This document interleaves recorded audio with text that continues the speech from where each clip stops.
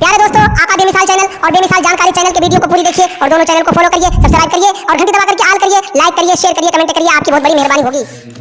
آپ صلی اللہ علیہ وسلم میں درود پاک کا ہدیہ پیش کریں۔ اللہم صلی علی سیدنا محمد معدن الجود والکرم وآلہ واصحابہ الکرام وابنہ الکریم وبارک وسلم صلاة دائمة سرمدا ابدا۔ توحید کی امانت سینوں میں ہے ہمارے، توحید کی امانت سینوں میں ہے ہمارے، آسان نہیں مٹانا نام و نشان ہمارا۔ باطل سے ڈرنے والے اے آسمان نہیں ہیں ہم، 100 بار کر چکا ہے تو امتحان ہمارا۔ کچھ بات تو ہے کہ مٹتی نہیں ہستی ہماری، کچھ بات تو ہے کہ مٹتی نہیں ہستی ہماری، صدیوں رہا ہے دشمن دور زماں ہمارا۔ یونان و مصر و روما سب مٹ گئے جہاں سے، یونان و مصر و روما سب مٹ گئے جہاں سے، باقی مگر ہے اب تک نام و نشان ہمارا۔ اسلام کی فطرت میں قدرت نے وہ لچک دی ہے، جتنا ہی دباؤ گے اتنا ہی وہ ابھرے گا۔ عزیزان گرامی وقار، اللہ کریم نے جو بے شمار نعمتیں ہمیں عطا فرمائی، اس میں سب سے بڑی نعمت اسلام کی دولت سے سرفراز فرمایا، اور سب سے بڑی نعمت تمہارے لیے یہ ہے کہ تمہیں اپنے سب سے محبوب نبی کی امت میں پیدا کیا۔ کبھی آپ نے یہ سوچا کہ بن مانگے اللہ نے ہمیں یہ نعمت دی ہے؟ بہت ساری چیزوں کو ہم مانگ کر کے لیتے ہیں، دعائیں کرتے ہیں، لیکن امت مصطفیٰ میں پیدا ہونے کے لیے پچھلے انبیاء تو مانگا کرتے تھے، لیکن تم نے کب مانگا تھا؟ تم نے کبھی مانگا نہیں، لیکن بن مانگے رب نے تمہیں امت مصطفیٰ میں پیدا کیا۔ یہ بہت بڑا اعزاز ہے، بہت بڑی نعمت ہے جو تمہارے ساتھ ہے۔ کاش ہماری امت کے یہ افراد، نوجوان سمجھ جائیں اپنی حیثیت کو اور اپنی ویلیو کو، کہ جو رب ذوالجلال نے ہمیں نعمت عطا کی وہ بہتوں کو نہیں ملی ہے۔ پچھلے زمانے کے لوگ جو 200 سال تک عبادت کرتے تھے، فرمایا گیا امت محمدیہ کی 2 رکعت کے برابر ہے، آپ کے 2 رکعت نماز کے برابر ہے پچھلی امتیں جو 200 سال تک بھی نماز پڑھتی۔ بہت بڑا فرق ہے، بہت بڑا احساس تمہیں دیا گیا۔ نبی رحمت صلی اللہ تعالیٰ علیہ وسلم تمہارے درمیان بھیجے گئے، اور آج بھی تمہیں پتا ہے سب سے بڑی نعمت تمہارے پاس کیا ہے؟ پچھلی امتوں پر جب عذاب آتے تھے، کس وجہ سے آتے تھے؟ گناہوں کی کثرت کی وجہ سے۔ جب لوگ بے حیائی میں مشغول ہو جاتے، شرک، کفر، اور اس کے علاوہ جب گناہوں کا بازار گرم ہوتا، زنا ہے، چوری ہے، ڈکیتی ہے، ناپ تول میں کمی کرنے والوں پر بھی عذاب آیا۔ پچھلی امتوں پر جو عذاب آئے وہ بہت بھیانک قسم کے عذابات آئے۔ نوح علیہ السلام کی قوم پر پورے طوفان کا عذاب تھا، شعیب علیہ السلام کی قوم کو تو چیخ کے ذریعے سے، آوازوں کے ذریعے سے ہلاک کر دیا گیا، اور ہواؤں کے ذریعے سے ہلاک کیا گیا۔ قوم لوط کو اللہ تعالیٰ نے نوکیلے پتھروں سے مار کر ہلاک کر دیا۔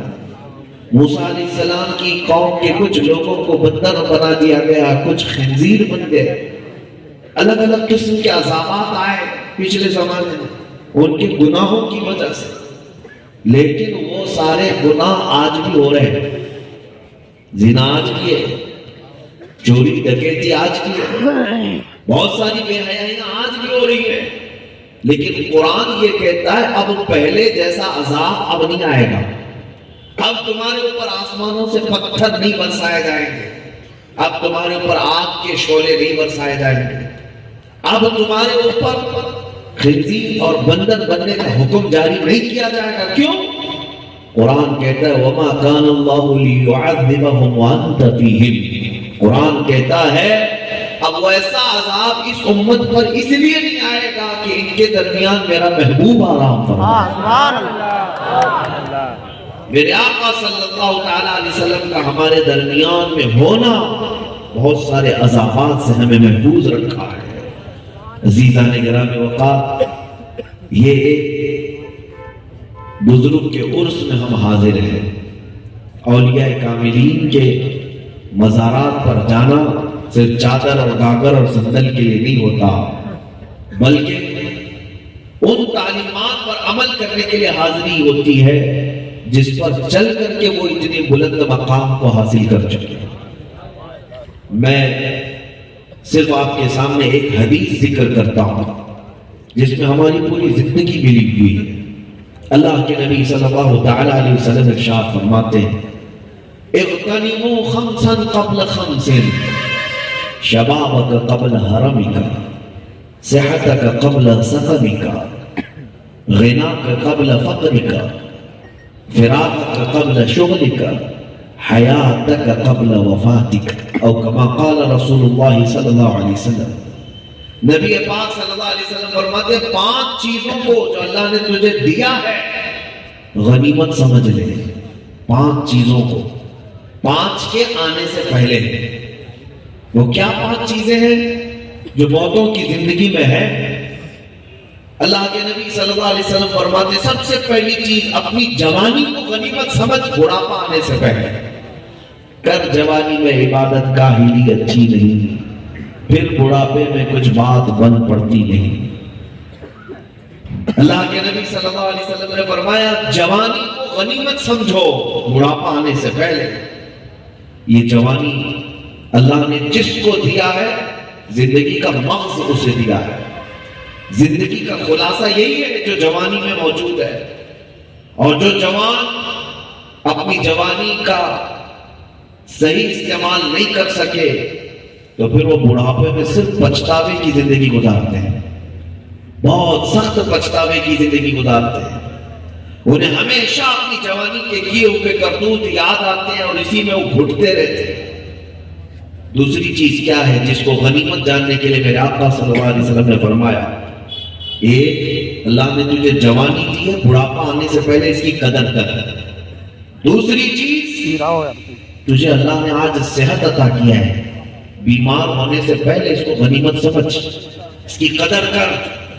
تمہارے پاس ہاتھ پیر آنکھ کان جسم سلامت ہے، کسی دن اگر یہ چیزیں ختم ہو گئی تب کیا کرو گے؟ اور بہتوں کی ختم ہو گئی۔ تمہارے پاس آج جو صحت ہے اس کی قدر کرو۔ میں آتا ہوں اس کی تشریح پر، پہلے 5 چیزیں سن لو۔ پھر تیسری چیز کیا ہے؟ نبی پاک صلی اللہ علیہ وسلم ارشاد فرماتے ہیں اللہ نے اگر تجھے مال دیا ہے محتاج ہونے سے پہلے اس کو غنیمت سمجھ، اس کی قدر کر، اپنی مالداری کی قدر کرو محتاج ہونے سے پہلے، کیونکہ بڑے بڑوں کو دیکھا گیا ہے کروڑ پتی کب روڑ پتی بنتا ہے معلوم نہیں ہوتا، کب وہ گٹر نالی کے کنارے آ جاتا ہے اندازہ بھی نہیں ہوتا کسی کو، بہت جلدی حالات بدلتے ہیں۔ میرے سامنے کی بات ہے، ایک صاحب وہ یہ اعلان بھی کرتے تھے کہ میرے پاس اتنا مال ہے کہ 7 پشتیں کھا سکتی ہیں۔ انتقال ہوا اور انتقال کے بعد ایک ہی بیٹا تھا، 7 پشتوں کی بات ہے، میں ابھی حال کی بات بتا رہا ہوں۔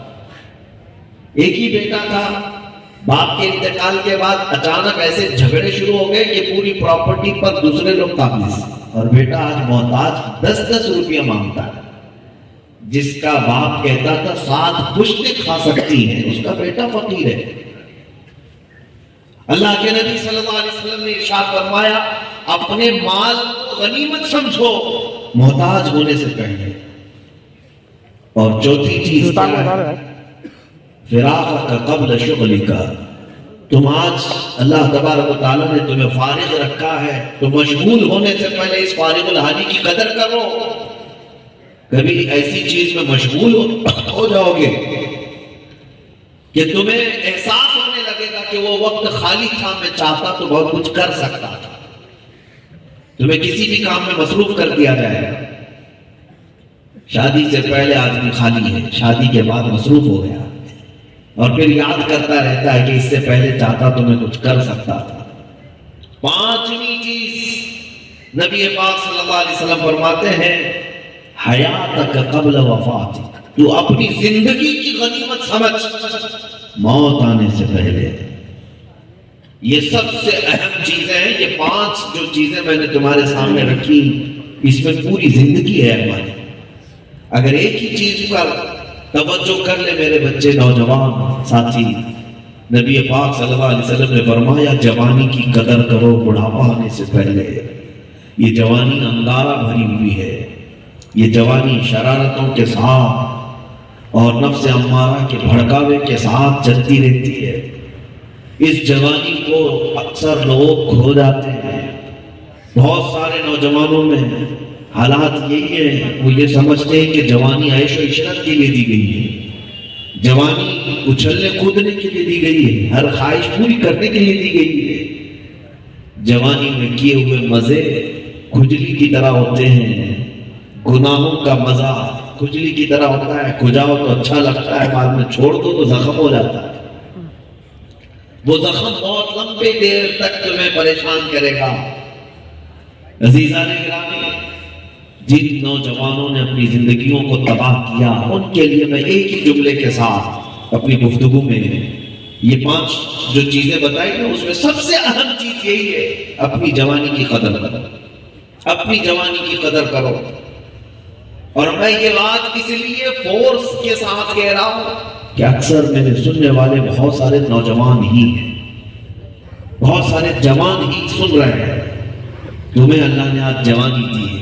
جوانی شروع ہوتی ہے 18 سال کی عمر سے اور پھر 40 سال تک ختم ہو جاتی ہے. اس کے بعد پھر تمہارے اعضاء دھیرے دھیرے دھیرے جواب دینے لگ جاتے ہیں، کمزوریاں آتی ہیں. کبھی تمہارے ہاضمے میں خرابی شروع ہو جائے گی، پھر تھوڑے دنوں کے بعد دانت ہلنے لگ جائیں گے. تمہیں اندازہ بھی نہیں ہوگا کہ اچانک تمہارے بال سفید ہونے لگ گئے. دھیرے دھیرے ایک دن سو کر اٹھے، دوسرے دن بال سفید نظر آنے لگے. 1 ہوئے، 2 ہوئے، 4 ہوئے. اور فرمایا گیا یہ موت کی دستک ہے، یہ موت کی دستک ہے. کمر میں تکلیف ہونا، بالوں کی سفیدی آ جانا، دانتوں کا ہلنا. اور نوجوان یہ کان کھول کر کے سن لو، ایک حدیث اور ہے. نبی رحمت صلی اللہ علیہ وسلم ارشاد فرماتے قیامت کے دن اس وقت تک کوئی بھی بنی آدم کا بیٹا، کوئی بھی اولاد آدم میں سے، یعنی سارے انسانوں کے بارے میں حضور فرماتے کوئی انسان اس وقت تک محشر کے میدان سے قدم نہیں ہٹا سکتا جب تک اللہ کے اس سوال کا جواب نہیں دے دیتا. کون سا سوال؟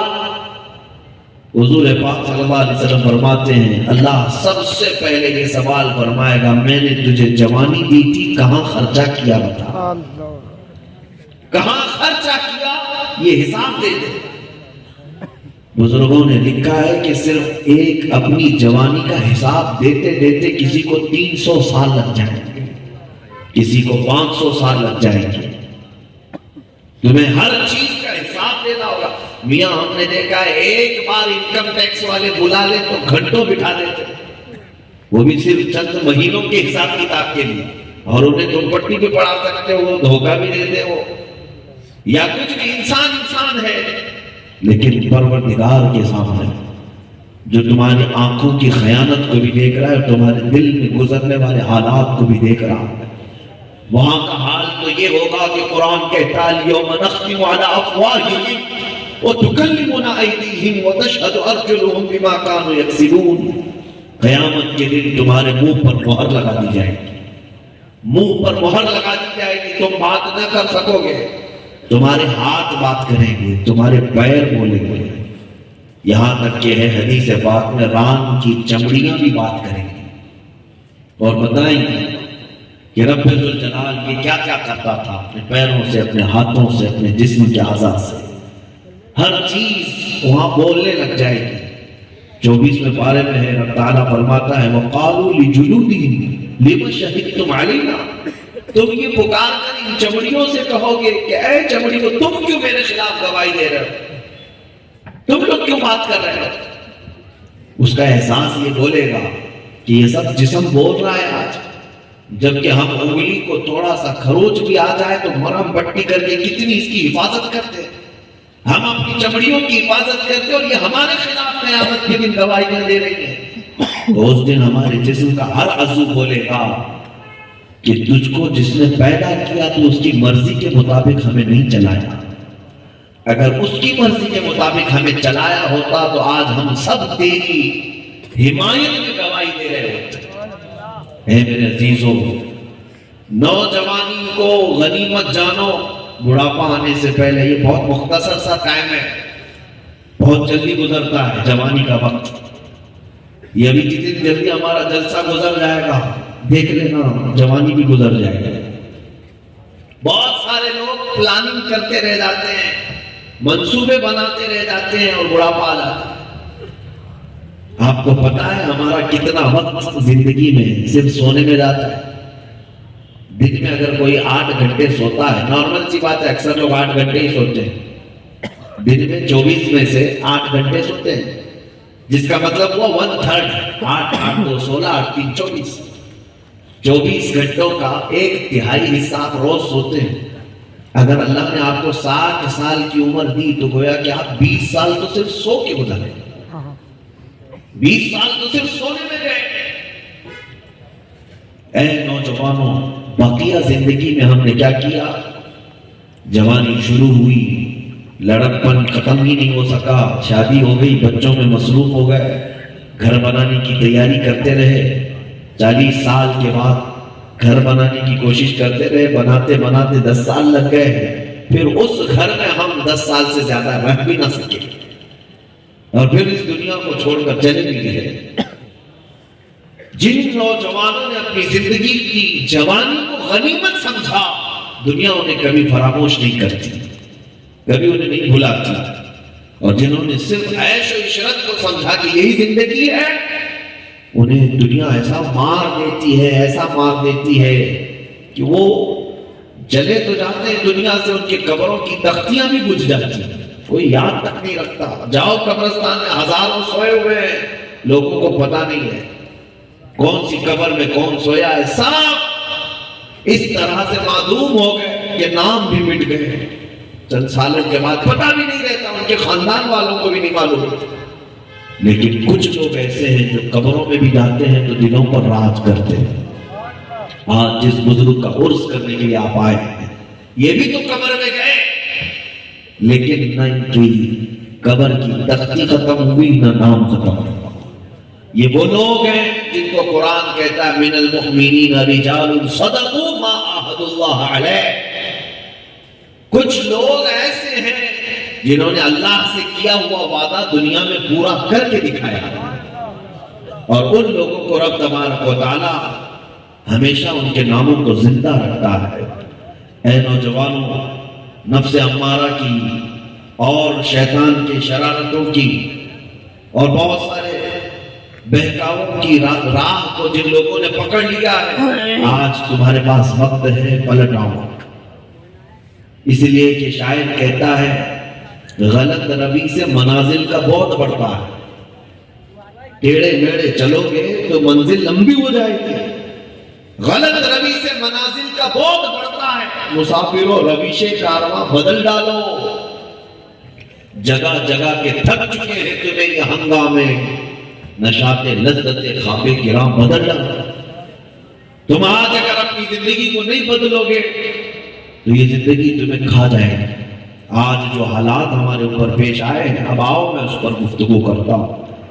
کاش ہمارے نوجوان اپنی جوانی کی قدر کر لیتے. مجال ہے کوئی ہماری طرف آنکھ اٹھا کر دیکھتا، کوئی انگلی اٹھاتا. آج حیرت کی بات ہے کہ لاکھوں نوجوان ہمارے ارد گرد ہیں، لاکھوں کی تعداد میں، لاکھوں کی تعداد میں ہے. اس کے باوجود تمہارے قرآن کی طرف بھی کتے بھونک رہے ہیں، تمہارے نبی کی شان میں بھی کتے بھونک رہے ہیں.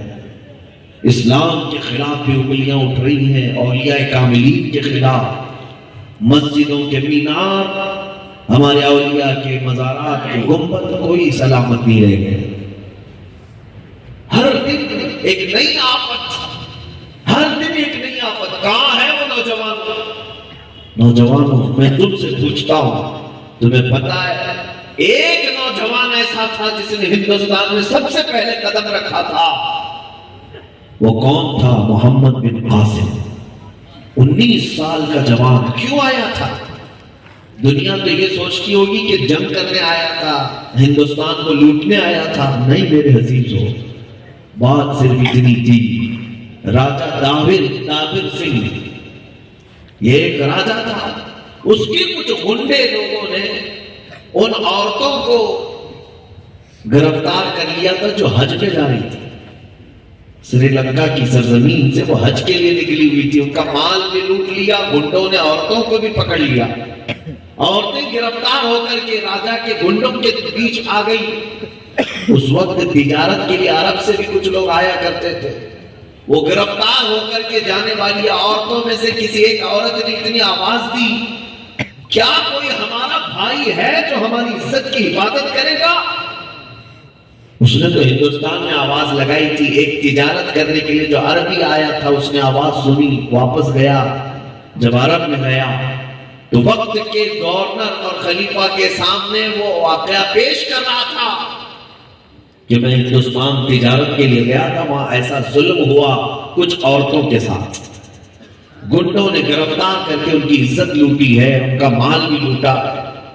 یہ باتیں وہ تاجر کہہ رہا تھا کس کے سامنے؟ گورنر کے سامنے. اور اسی گورنر کا بھتیجا 19 سال کا جوان سامنے سے گزر رہا تھا اور وہ رک گیا، واقعہ سننے لگا. کیا اتنی دور ایسا واقعہ پیش آیا؟ ایسا واقعہ پیش آیا. وہی محمد بن قاسم ہے. وہی دربار میں کھڑے ہو کر کے آواز لگائی، لبیک یا اختی، اے میری بہن میں تیری مدد کے لیے حاضر ہوتا ہوں. اور اس کے بعد 10,000 کا لشکر لے کر کے سب سے پہلے جو نوجوان ہندوستان میں آیا ہے وہ لوٹنے کے لیے نہیں، کھسوٹنے کے لیے نہیں، بلکہ اپنی بہنوں کی عزت کو بچانے کے لیے آیا. سب سے پہلے آنے والا اپنی بہنوں کی عزت بچانے کے لیے، حالانکہ جنگ کے لیے نہیں. محمد بن قاسم نے راجہ دابر سنگھ سے کہا کہ آپ ان عورتوں کو جو گرفتار کی ہو آزاد کر دو، ان کا مال واپس کر دو، ان گنڈوں کو سزا دو. لیکن راجہ کو غرور تھا اپنے نشہ کا اور اپنے تخت کا نشہ تھا. اس نے یہ کہا، ایک 19 سال کا لڑکا مجھے للکار رہا، تو مجھے بتائے گا کہ میں کسے آزاد کروں، کسے گرفتار کروں؟ اور اس 19 سال کے جوان کو اس نے پہلی مرتبہ دیکھا تھا، اس لیے کہ محمد عربی کے غلاموں کی طاقت انہیں اندازہ بھی نہیں ہے. محمد بن قاسم کو اس نے جھٹلاتے ہوئے کہا، تجھ جیسے لوگوں کے سامنے میں کھڑا بھی نہیں ہوتا اور تو ان گرفتار شدہ عورتوں کی بات کرنے آیا ہے، ہرگز نہیں آزاد کریں گے. تب محمد بن قاسم نے پکار کر کہا تھا، راجہ دابر سنگھ اب نبی رحمت کے غلاموں سے مقابلہ کر کے پھر اپنے غرور کا مزہ چکھو. پھر اس کے بعد جنگ ہوئی تھی. 3 دن کے اندر اسی 19 سالہ جوان محمد بن قاسم نے ایسے ان کے چیچڑے اڑا دیے تھے کہ نہ راجہ تھا نہ باجا تھا، کچھ نہیں بچا. ان عورتوں کی عزت کی حفاظت کیا، آزاد کیا، اور پھر ساتھ میں پرچم اسلام بھی لہرایا. میں پوچھتا ہوں وہ نوجوان کہاں ہے؟ وہ جوان کہاں ہے جو یہاں سے پکارنے والی عورت کی آواز کو سن کر عرب سے آ گیا تھا؟ یہاں تو وہ جوان ہے جو بغل میں چیختی ہوئی آواز بھی نہیں سن پاتا، بلکہ اکثر جوان تو وہ ہو گئے جن کی آنکھیں خود ہی اپنی بہنوں کی عزت لوٹنے لگ گئی. ان کی آنکھیں خود ہی بے حیا ہو گئی، وہ اپنی بہنوں کی عزت کی حفاظت نہ کر سکے. گلی پر، نکڑوں پر، چوراہوں پر کچھ لوگ تو صرف اس لیے کھڑے رہ گئے نوجوان کہ کوئی یہاں سے خاتون گزرے تو ہم اس کو آنکھوں سے تاڑیں، کوئی یہاں سے لڑکی گزرے تو ہم اس کا پیچھا کریں. نعوذ باللہ من ذالک. میرے عزیزوں، تم اپنی بہنوں کے محافظ تھے، تم اپنی بہنوں کی عزت کے سپاہی تھے، اور جب تم خود ہی ان کی عزت کی طرف آنکھ اٹھانے لگ گئے تمہارے گھروں کی عزت چلی گئی، تمہاری عزت جاتی رہی. ایک بات یاد رکھنا، کبھی بھی ہرگز یہ مت سوچنا کہ میں جس کو دیکھ رہا ہوں وہ میرے کھلونے کے کام آ جائے گی، میرے جسمانی سکون اور میرے شہوتوں کی خواہش پوری کرنے کے کام آ جائے. ہرگز نہ. جس کی طرف بھی تم نظر اٹھا رہے ہو اے نوجوانوں، یقیناً وہ کسی کی بہن ہے یا کسی کی بیٹی ہے یا کسی کی ماں بھی ہو سکتی ہے۔ یہی حال کیا تم اپنے گھر کی عورتوں کے لیے پسند کر سکتے ہو کہ کوئی ایرا غیرا کوئی کتا تمہاری بہنوں کی طرف دیکھے؟ تم اپنے گھر کے لیے پسند کر سکتے ہو کہ تمہاری ماں کی طرف کوئی نگاہ اٹھائے، تمہاری بہن کا کوئی ہاتھ پکڑ کر تمہارے سامنے ناچے؟ تم بھی برداشت نہیں کر سکتے۔ اس لیے میرے عزیزوں، اسلام نے نوجوانوں کو جو تعلیم دی تھی، میں آپ کو بتاؤں، تمہاری زندگی اگر جوانی کی حقیقت میں تم سمجھ گئے، بہت ساری اصلاح ہو جائے گی۔ مدینہ طیبہ میں خاتون آئی حضرت ابوبکر صدیق کے پاس، یہودی تھی، یہودی عورت، اس نے چٹھی لکھ کر کے کہا مجھے مدینہ چھوڑ کر کے جانا یمن میں میرے رشتہ دار ہیں، مجھے جانے کی اجازت دیں۔ اس لیے کہ مسلمانوں سے اب ڈر لگنے لگے، سب مسلمان ہی آ گئے مدینے میں، اور پروپیگنڈا کیسا پھیلتا ہے مسلمانوں کے خلاف۔ یہ جو دجالی میڈیا آج پھیلاتی ہے، آج نہیں پہلے زمانے سے یہی چل رہا ہے، پہلے دن سے یہی پروپیگنڈا چلتا رہتا ہے، لیکن کچھ فرق نہیں پڑتا، کچھ فرق نہیں پڑتا۔ ابو جہل بھی چلاتا رہا، ابو لہب بھی چلاتا رہا، جیسے آج کے نیوز چینل والے چلاتے ہیں، وہ بھی بھونکتے تھے اسلام کا کچھ نہیں ہوا، یہ بھی بھونکتے ہیں کچھ نہیں ہوگا انشاءاللہ۔ اسلام کی فطرت میں قدرت نے وہ لچک دی ہے، جتنا ہی دباؤ گے اتنا ہی وہ ابھرے گا۔ ایک خاتون آئی حضرت ابوبکر صدیق کے پاس، کہنے لگی مجھے مدینہ چھوڑ کر کے جانا ہے، یمن جانا ہے۔ صدیق اکبر نے منع نہیں کیا، کہا ٹھیک ہے تمہاری حفاظت کے ساتھ جانے کا انتظام کر دیا جائے گا۔ دو نوجوانوں کو بلایا حضرت ابوبکر نے، سنو نوجوانوں، کہا کہ ایک اونٹنی لے لو، اس اونٹنی پر ایک خاتون بیٹھے گی اور تم اس کی نکیل پکڑ کر کے یمن تک اسے پہنچا کر آؤ۔ یمن تک، مدینے سے یمن تک کا راستہ، صنعاء تک کا راستہ کوئی چھوٹا موٹا راستہ نہیں، 1000 کلومیٹر سے زیادہ کا راستہ، اور انہیں چل کر کے جانا ہے۔ اب سنو، مدینے سے یہ سواری نکلی، دو نوجوان اس خاتون کو لے کر نکلی، وہ خاتون مسلمان نہیں، یہودی عورت ہے۔ جب وہ اپنی اونٹنی پر بیٹھ کر نکلی، یہ دونوں نوجوان نکیل پکڑ کر چلتے تھے، بیچ میں اگر کہیں چوکی آتی، کوئی تفتیش کی چوکی آتی، پوچھتے کون ہے، کہاں سے آ رہا ہے، کہاں جا رہا ہے؟ وہ نوجوان کہتے کہ صدیق اکبر خلیفۃ المسلمین کا مہمان ہے، یمن جا رہا ہے، اور اوپر بیٹھی ہوئی خاتون ہے۔ تو چوکی پر جو مسلمان کھڑے ہوتے وہ آنکھ اٹھا کر بھی نہیں دیکھتے، اسے کھول کر راستہ دے دیتے۔ یہ دونوں نوجوان مدینے سے لے کر یمن تک ایسا سفر کیے کہ اوپر بیٹھی ہوئی عورت کو ایک لمحے کے لیے بھی انہوں نے نہیں دیکھا، ایک لمحے کے لیے بھی نہیں دیکھا۔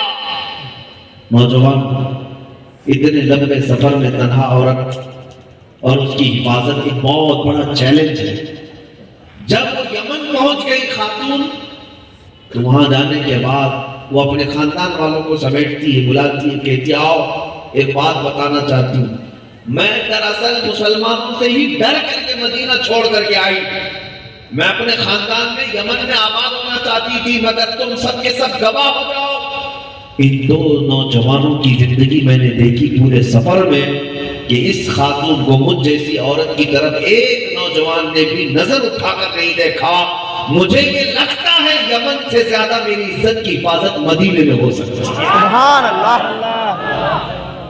میں واپس مدینے چلتی ہوں اس لیے کہ میری عزت کی حفاظت مدینے کی چھاؤں میں ہو سکتی ہے۔ دنیا اس وقت یہ احساس کرتی تھی مصطفیٰ کے غلاموں کو دیکھ کر کہ ہماری عزت کی حفاظت نبی رحمت کے غلام کر سکتے ہیں۔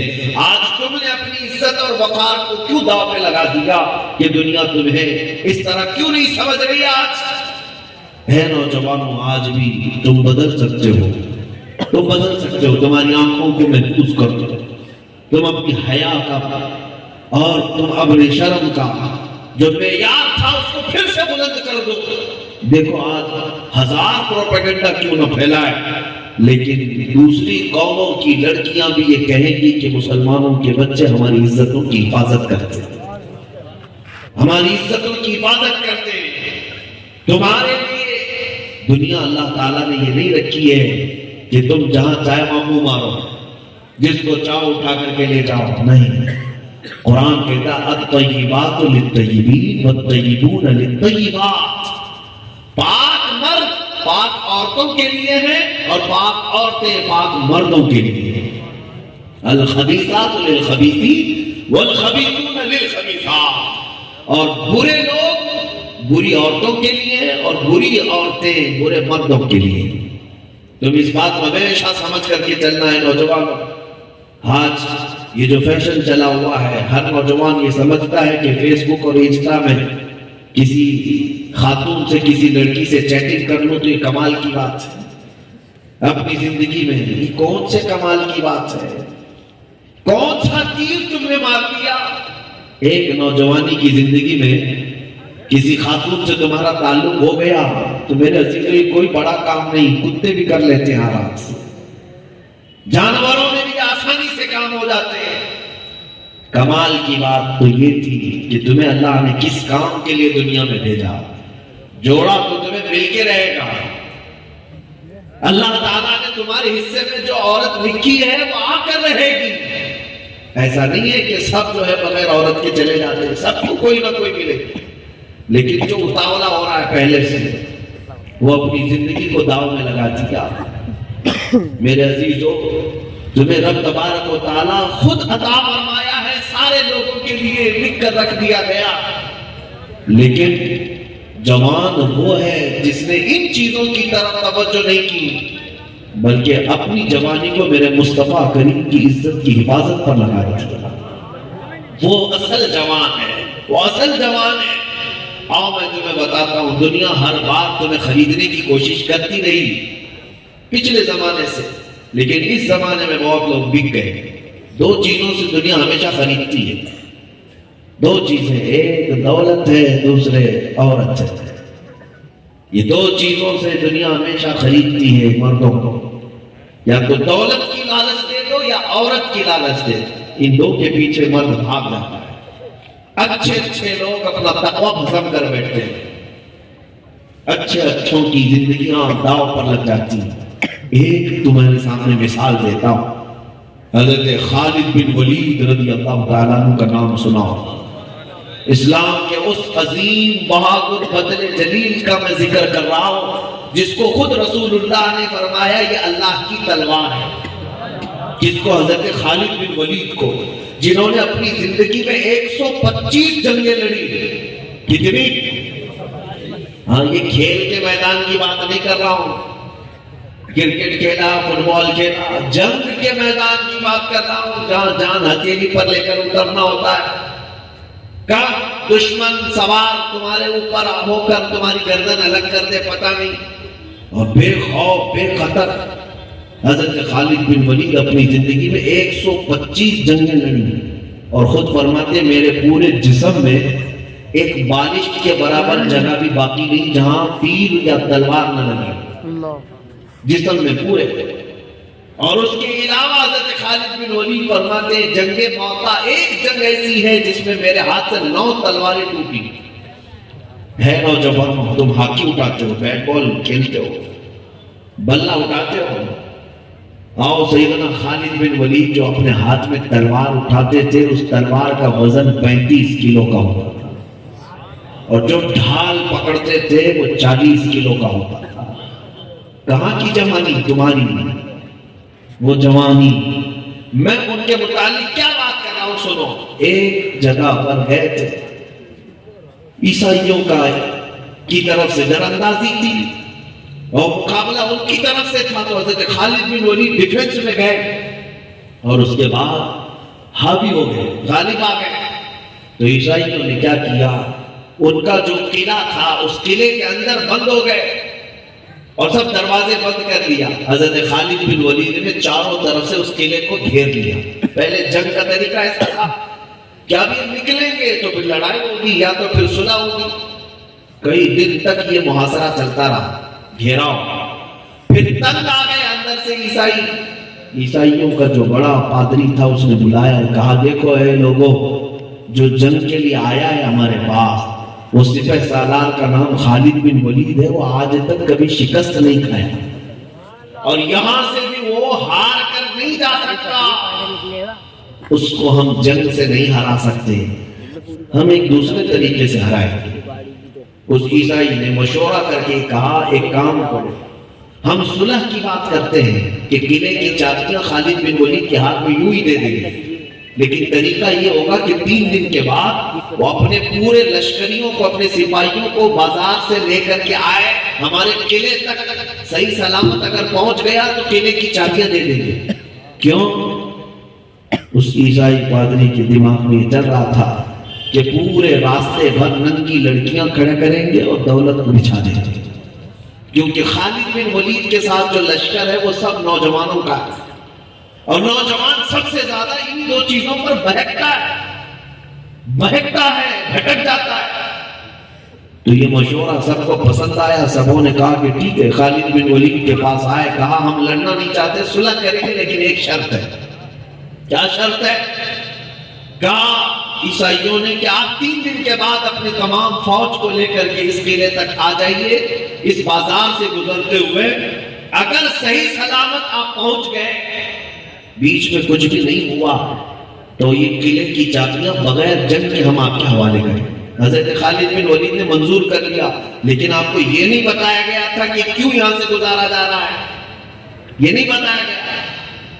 3 دن کے بعد جب حضرت خالد بن ولید اپنے لشکر کو لے کر بازار سے گزرنا شروع کرتے ہیں، پہلی نظر پڑی بازار میں تو دیکھا آدھے کپڑے پہنے ہوئی لڑکیاں، پورے ملک کی حسین ترین عورتوں کو لا کر کھڑا کر دیا ہے، سیم و زر دولت کا انبار سڑکوں پر بچھایا ہوا ہے، کیونکہ اب یہ محمد عربی کے غلام آئے ہوئے ہیں، یہ نوجوان لشکری ہیں، ان کا ایمان لوٹ لیا جائے، ان کی جوانی کو اسی پر ختم کر دیا جائے۔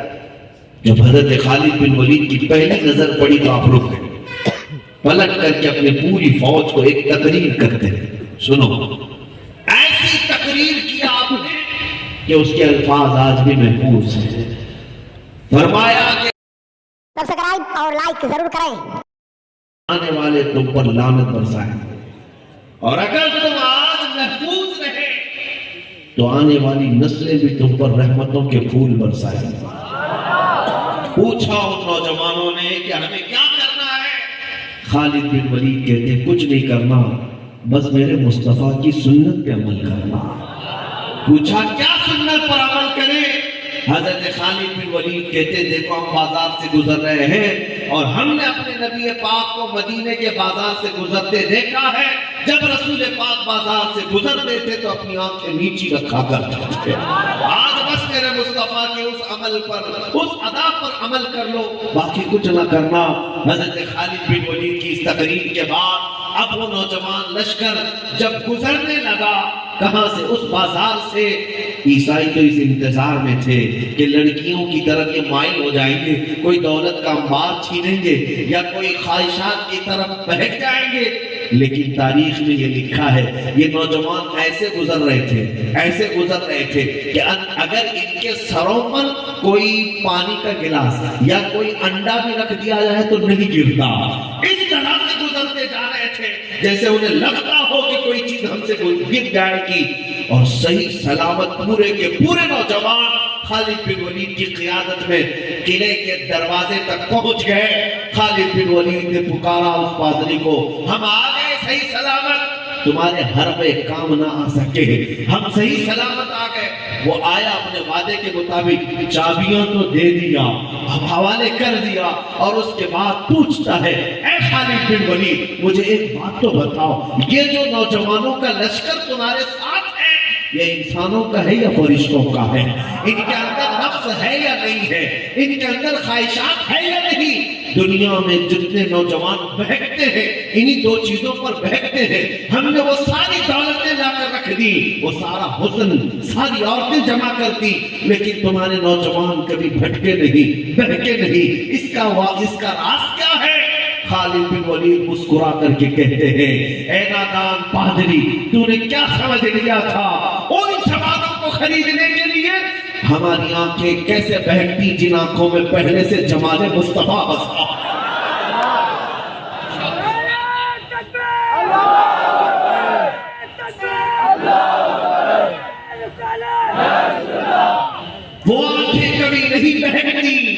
جو آنکھیں پہلے سے مصطفیٰ کے دیدار سے مشرف ہوتے ہو۔ اے میرے عزیزو، نوجوانوں کا ایک امتحان تو وہ بھی تھا جو انہوں نے ثابت کر دکھایا کہ دنیا چاہے جتنی بھی دولت لگا دے یا جس قدر بھی ہمارے ساتھ شرارت کر لے، اگر نوجوان کو یہ صرف احساس ہو جائے میں رسول اللہ کا غلام ہوں، جس دن تمہیں یہ احساس ہو جائے میری نسبت میرے مصطفیٰ سے ہے، تو پھر کوئی چیز تمہیں نہیں کھینچ سکے گی اپنی طرف، چاہے تم اکیلے ہو چاہے مجمع میں ہو۔ ایک بات یہ بھی میں بتا دوں، اکثر میں اس بات کو ذکر کرتا ہوں، ایک نوجوان کی بات کہ پلین میں اس کو ایک ایئر ہوسٹس نے شراب پیش کیا، مسلمان نوجوان تھا، اس نے کہا میں نہیں پیوں گا، میں مسلمان ہوں۔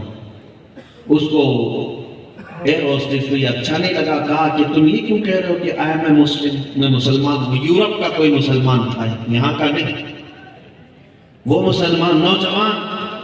اس خاتون نے کہا سارے پیسنجر تو پی رہے، لمبا سفر ہے، آرام سے ریلیکس کرو گے، سو جاؤ گے، تم بھی پی لو۔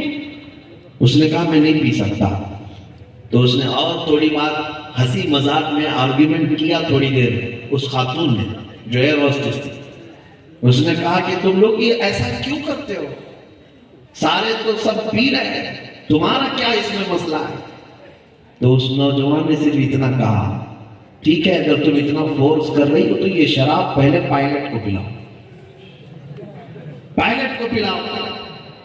اس خاتون نے کہا وہ ابھی آن ڈیوٹی ہے، ابھی ڈیوٹی پر ہے، پیتا ہوگا گھر میں جا کر کے، لیکن ابھی میں نہیں دے سکتی۔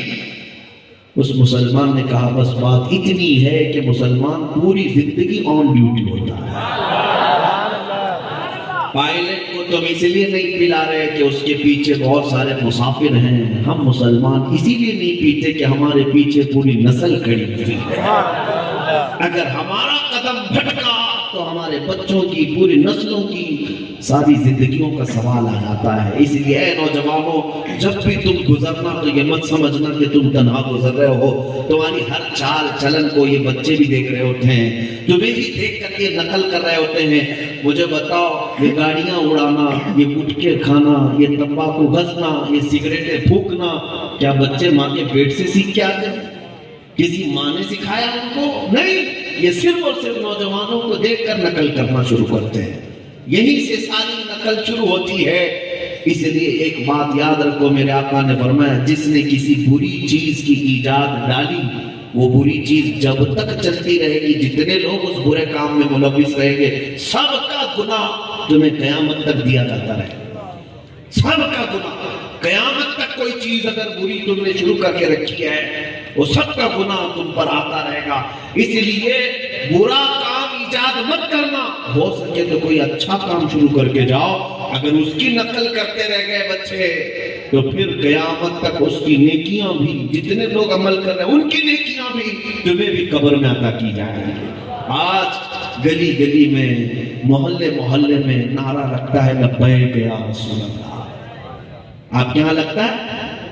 اس نعرے کو دینے والے مرد قلندر، مجاہد اسلام، امیر المجاہدین علامہ خادم حسین نظوی رحمۃ اللہ علیہ، اللہ ان کی تربت پر لاکھوں رحمتیں نازل فرمائے۔ میں یہ کہتا ہوں کہ آج کسی گلی میں، کسی محلے میں، کسی بستی میں، دنیا کے کسی چپے میں جب کوئی بچہ پکارتا ہے لبیک یا رسول اللہ تو اس کا ثواب اس مرد قلندر کی قبر میں بھی دیا جاتا رہے گا، اور اگر یہ نعرہ 100 سال تک لگتا رہا، 100 سال تک اس ایجاد کی وجہ سے اس مرد مجاہد کو ثواب ملتا رہے گا۔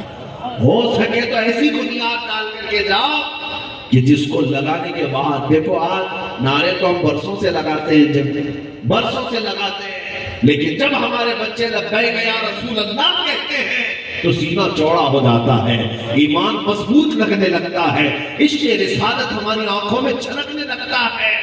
اس نعرے کے اندر جو اثر ہے اس کی وجہ یہی میں کہہ رہا ہوں، کچھ ایسا شروع کر کے جاؤ کہ بچے اگر نقل بھی کرے تو تمہارے اس نقل کا ثواب بھی تمہیں دیا جائے۔ عزیزان گرامی اوقات، میں اپنی بات کو اب ختم کی طرف لے آتا ہوں۔ اے نوجوانوں، دنیا تمہیں جس انداز سے بھی اپنی طرف کھینچنے کی کوشش کرے، تم اپنی عزتوں کی حفاظت کرو۔ تمہارے کندھوں پر حضور پاک صلی اللہ علیہ وسلم کی نسبت لگی ہوئی ہے، تمہارے چہرے کے ساتھ حضور پاک کی نسبت کا، ان کے نام کا ایک لائقہ جڑا ہوا ہے. دنیا جب بھی بہکے ہوئے بھٹکے ہوئے نوجوانوں کو دیکھتی ہے تو ساتھ میں یہ نہیں کہتی کہ عبداللہ بھٹک گیا, احمد بھٹک گیا ہے, خالد بھٹک گیا ہے, حامد بھٹک گیا ہے. نہیں, بلکہ یوں کہتی ہے مدینے والے محمد عربی کے غلام بھٹک گئے. نعوذ باللہ. اگر مصطفیٰ کریم صلی اللہ علیہ وسلم کے ساتھ جوڑ کر کے تمہیں کہا جاتا ہے تو یہ کتنی بری بات ہے, کتنی بری بات ہے. ہماری جوانیاں کس کام کی, ہماری جوانیاں کس کام کی. اے نوجوانوں, تم نے یہ جو زندگی گزارنے کے آج طریقے رکھے, بہت ساری مائیں, بہت سارے باپ آج ہمارے پاس اسی بات کا رونا لے کر کے آتے ہیں کہ ہمارا بچہ جوان ہوا تو ہاتھ سے چھوٹ گیا. ان جوانوں سے میں کہتا ہوں تم بھی انتظار کرو. تم نے اپنے ماں باپ کے ساتھ اپنی جوانی میں جو کیا, تمہارے بچے اس کا ڈبل تمہیں دکھائیں گے, اس سے زیادہ دکھائیں گے. اور ایک بات کہ ہر نوجوان کو اللہ نے آج طاقت دی ہے, قوت دی ہے, اور تم اس طاقت کا استعمال کہاں کرو. سبسکرائب اور لائک ضرور کریں.